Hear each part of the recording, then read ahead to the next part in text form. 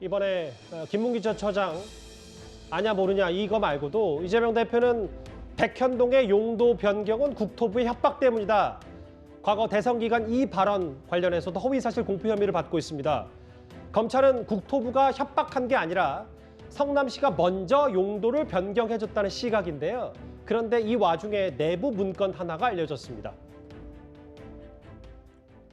국토부가 요청해서 한 일이고 공공기관 이전 특별법에 따라서 저희가 응할 수밖에 없는 그런 상황입니다. 당시에 제가 기자회견을 했습니다. 성남시로서는 허용할 수 없다. 그럴 때 국토부에 저희한테 다시 이제 일종의 압박이 왔는데 만약에 안 해주면 직무유기 뭐 이런 걸 문제 삼겠다고 협박을 해서 국토교통부는 직무유기로 문제 삼겠다고 협박했습니까? 그런 사실 없습니다. 동아일보 보도를 하나 인용해 보겠습니다. 성남시 내부 문건에 따르면 국토부 요청을 받아들이는 대신에 부지 복합 개발을 추진하고 이거를 용도 변경, 백현동의 용도 변경을 적극적인 행정 사례로 치적으로 활용하자 이런 방안이 제시가 됐다. 이건 일단 이 대표의 말과는 좀 내부 문건은 거리가 있어 보입니다. 그렇습니다. 이 국토교통부가 이 성남시 등 이 지자체 이 28곳에 내려보낸 이 시점은 2014년 1월인데요. 당시 이제 그 서울과 수도권에 있던 공공기관을 이제 지방으로 이전하면서 이 남게 되는 부지를 어떻게 할 거냐, 이 공공기관 부지를 원활하게 좀 매각하도록 지자체가 협조해달라 이런 협조 공문을 2014년 1월에 보냈는데 예. 이것에 대해서 이제 4월 석 달 뒤에 성남시의 주거환경과에서 이재명 당시 성남시장에게 보고한 문건이 이제 최근에 공개가 된 겁니다. 이 보고서에 따르면 국토부의 어떤 원활한 협조 요청을 받아들이는 대신에 부지를 복합 개발하는 방향으로 추진을 하고 이를 적극 행정 사례로 치적으로 활용하는 방안을 제시를 했다는 겁니다.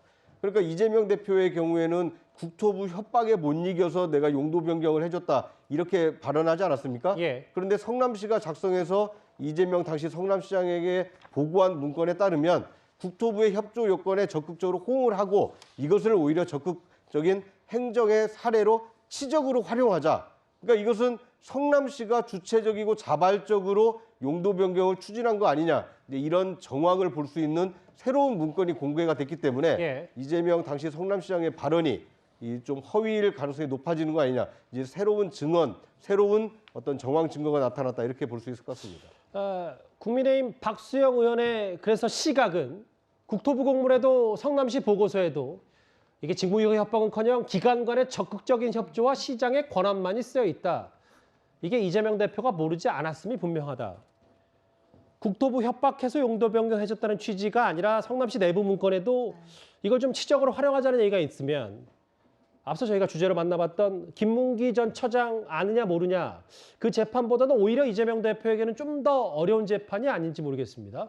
저는 조금 생각이 다른데요. 예. 오히려 김문기 처장을 몰랐다 뭐 이 부분보다는 이 협박이냐 아니냐가 좀 더 주관적인 부분이 확실하다고 보입니다. 예. 왜냐하면 이것은 이재명 대표가 국토부에 협박이 있었기 때문에 뭐 저런 일을 용도 변경해줬다 뭐 이런 취지였는데 결국 협박을 있었는지 없었는지 그 당시에 국토부의 요청 자체를 협박으로 받아들였는지 않았는지의 여부는 주관적인 평가의 영역이기 때문입니다. 지금 박수영 의원은 직무유기 협박은커녕 그 보고서나 공문에도 그런 내용이 전혀 없었다라고 하는데 예. 당연히 국토부가 공문에 협박하겠다 이런 얘기를 쓸 리가 없지 않습니까? 그 내용이 들어있는 내용을 보고 예. 이것을 협박으로 판단하는 사람이 있고 예. 아니면 이것을 그냥 단순 요청이라고 판단할 수도 있고 이 부분은 굉장히 좀 주관적인 부분인 것 같고요. 예. 그다음에 이런 국토부의 요청을 보고 이 요청을 협박으로 느껴서 받아들여야겠다고 판단한 후에 그 다음에 그렇다면 이것을 성남시는 어떻게 활용할 수 있을까를 단계로 살펴봐서 어떻게 보면 이재명 시장의 어떤 적극 행정 사례로 치적사항으로 가보자라고 보고가 내용이 나오는 것 자체는 주관적으로 협박을 받아들였다는 내용과 양립할 수 있는 내용이기 때문에 아하. 저는 이재명 대표가 이 부분에 대해서는 오히려 더 변론하기가 편한 부분이라고 생각이 듭니다. 그러니까 기억의 영역 아냐 모르냐보다 협박이라는 것도 상당히 주관적인 표현일 수 있으니까 아무리 그게 실제로 협박이라는 문건이 없었다고 하더라도 당시 시장으로서 충분히 느꼈을 수 있는 걸 표현할 수 있다. 예. 그런데 이게 굉장히 중요한 단어이고요. 단순한 협박이라는 주관적, 평가적 단어만 쓴 게 아니라 직무유기로 문제 삼겠다라고 협박을 했다라는 구체적인 내용이 적혀 있습니다. 그렇다면 공문에 이 직무유기나 협박에 관한 내용이 없을 시 이재명 대표가 당시에 국토부 누구로부터 전화를 받아서 이런 이야기를 들었는지 협박 또는 직무유기라는 명확한 단어를 들은 것인지 본인이 특정해서 밝혀야 돼요. 그렇지 않으면 단순한 평가가 아니라 직무유기는 분명히 공무원 처벌 규정에 있는 사안인데 아무도 하지 않은 말을 했다라고 하는 것이 되기 때문에 공직선거법에서 허위사실 공표 매우 엄하게 처벌하거든요. 지금 이제 이 민주당에서 활약하고 있는 최민희 전 의원 같은 경우도 과거에 남양주에 선거 나왔을 때 경기도지사가 남양주 여기에 뭔가 투자해 줄 것처럼 약속을 받았다라고 공무원들에게 선거 유세하면서 약속했던 것 때문에 사실상 재판에서 많은 문제가 불거졌었습니다. 이거 나는 그런 기억으로 그런 취지의 뉘앙스로 들어서 알겠습니다. 내가 예. 주관적으로 평가했다라는 거 법원에서 통하지 않았습니다. 아마 이번 사건에서도 이재명 대표의 주관적인 평가 영역보다는 구체적으로 누구에게 어떤 말을 듣거나 어떤 보고 문건이 남아있는지 객관적인 자료를 가지고 법원이 판단하게 될 것 같습니다. 알겠습니다. 두 가지 나눠서 이재명 대표의 공직선거법 위반 각 혐의를 새로운 내용을 덧붙여서 하나하나 살펴봤습니다.